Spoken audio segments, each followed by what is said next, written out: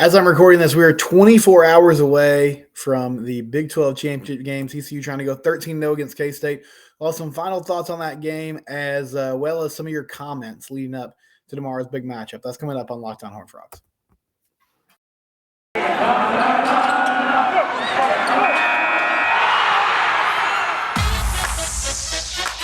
You are Locked On Horned Frogs, your daily podcast on the TCU Horned Frogs, part of the Locked On Podcast Network, your team every day.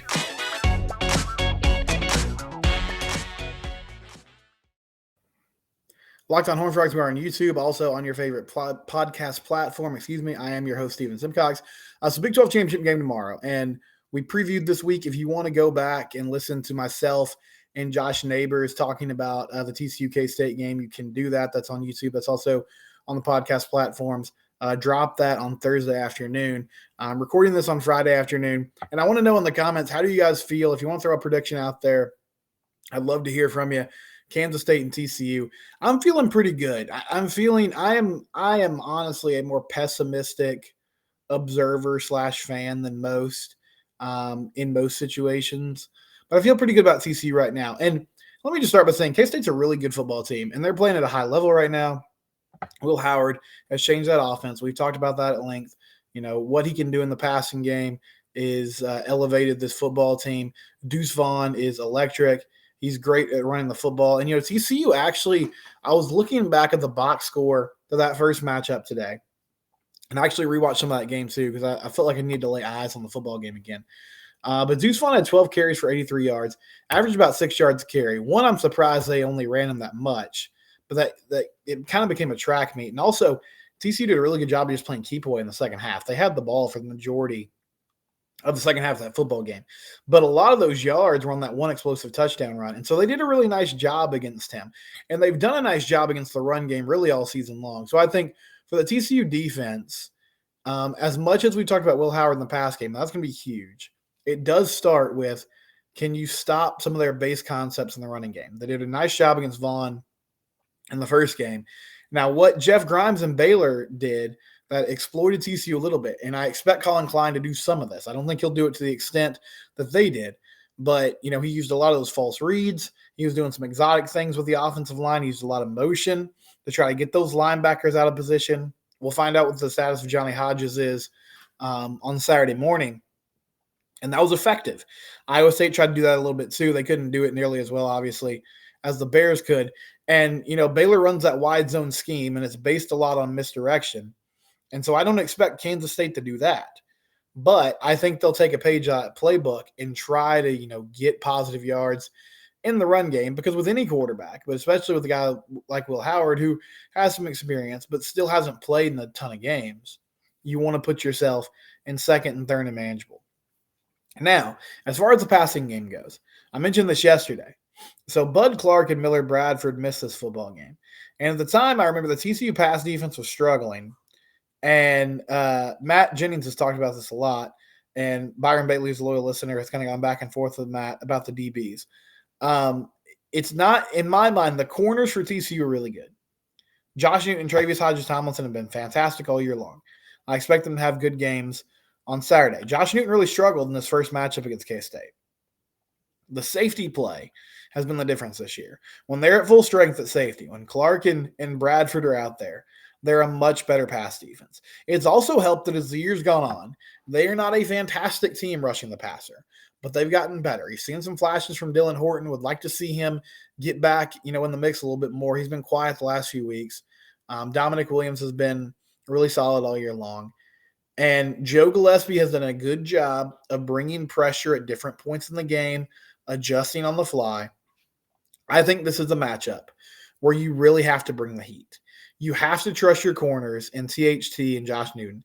And I think they probably do trust the corners.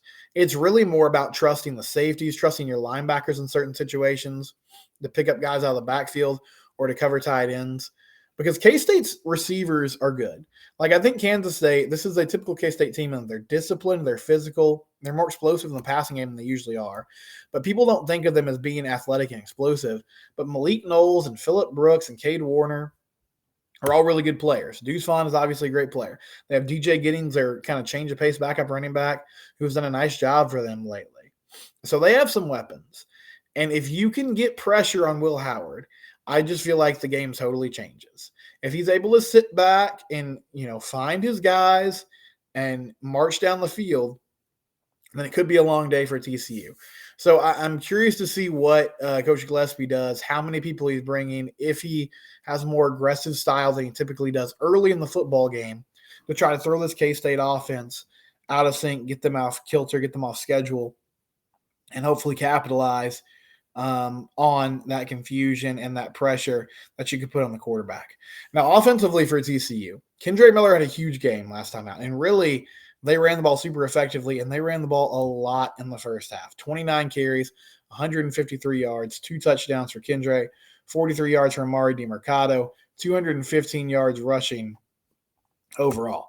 Max's stat line looked really good, 17 and 26 for 280 yards. He had the long touchdown pass to Darius Davis. He had the long touchdown pass to Quentin Johnston.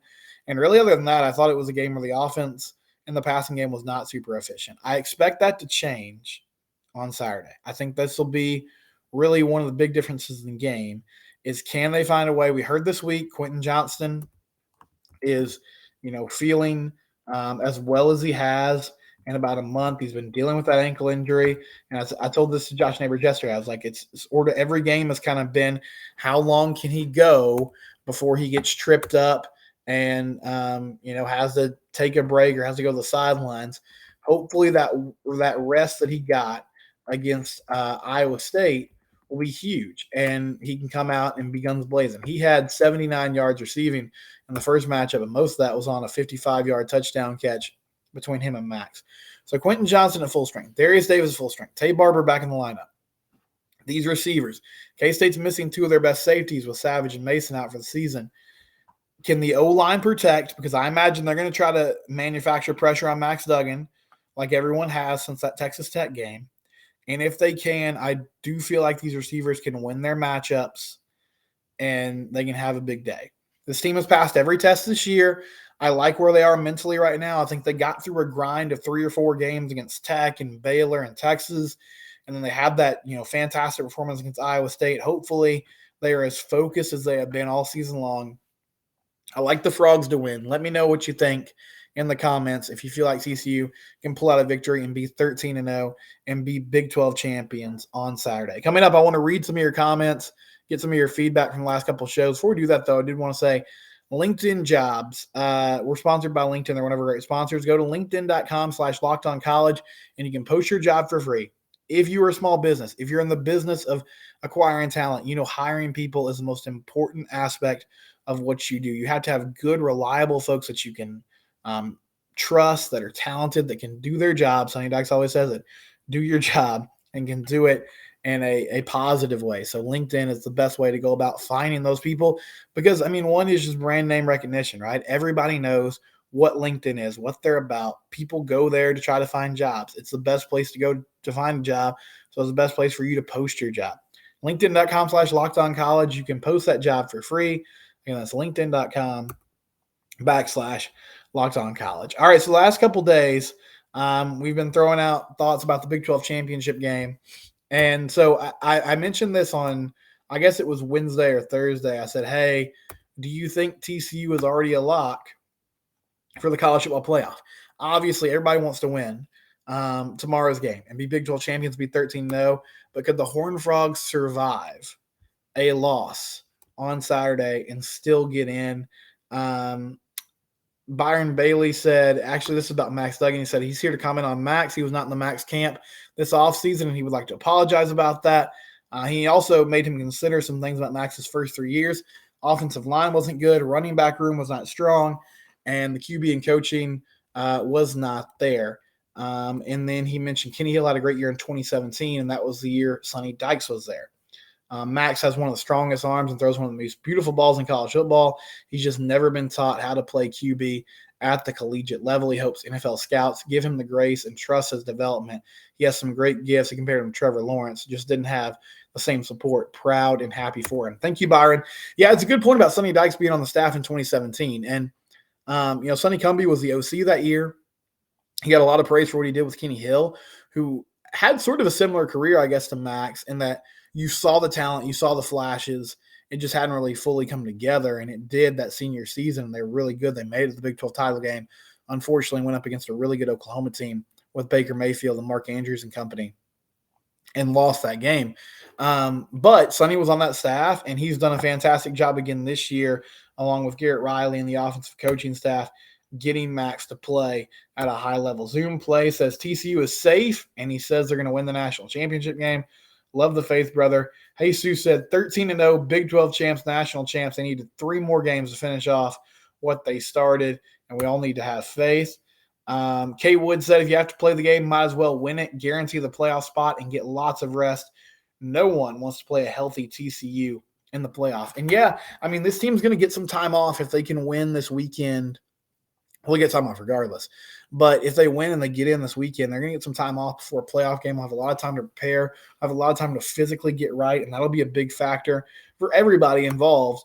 But it should be a nice, welcome thing for TCU.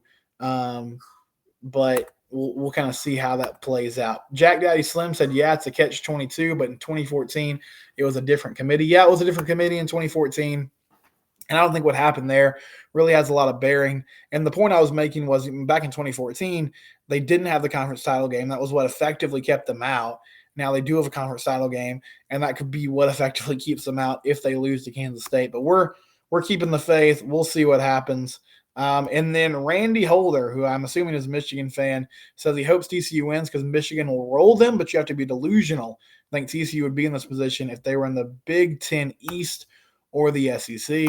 Okay, we'll see what happens. Honestly, those comments have been out there all year. It doesn't really matter at this point. TCU wins and they're in. I think even with a loss, they could get in, and then they'll be able to prove how much they can hang with the Michigans and with the Georgias of the world. I don't think this is a year where there's just an overwhelming team in college football that's going to cook everybody.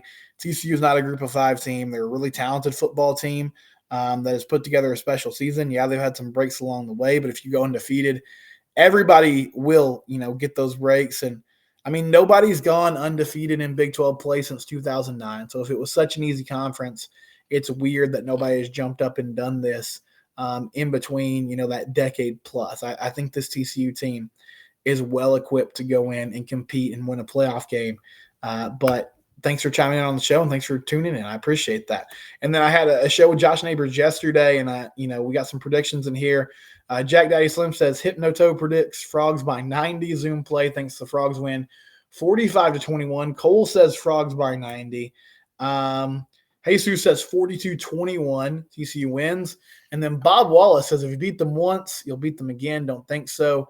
Go pick on a real big guy that whoops you. Try it again in a couple weeks. Yeah, that's funny. I appreciate that. Appreciate that analogy there. And then we have Bicycle Shop Owner 1 say, let's go TCU. We don't know. We don't want who in the playoffs. And I'm not sure if that means Alabama or Ohio State. I'm assuming since he's a Michigan fan, he's probably talking about those Ohio State Buckeyes. Big win for the Wolverines last weekend over Ohio State, and now they get Purdue in the Big Ten championship game. So let me know what you think about the Big 12 championship game. Who will win that football game, TCU or K-State? I'm taking the Frogs. Let me know your predictions. Let me know your scores. Are you going to be there? Are you going to be there at AT&T Stadium taking it in? Are you going to be emotional? I said this the other day. Is this the biggest game in TCU's program's history? I know a lot of people will say the Rose Bowl. Hard to argue with that, but making the playoff would be such a big deal for this university, for this program. Winning an outright Big 12 title will be a huge step forward. I'm excited to see what happens. I'm ready to see it play out. This is Locked On Horned Frogs. We'll be here Monday regardless. Thank you so much for following along this year. Subscribe on YouTube. Subscribe on your favorite podcast platform. We are following your team every day.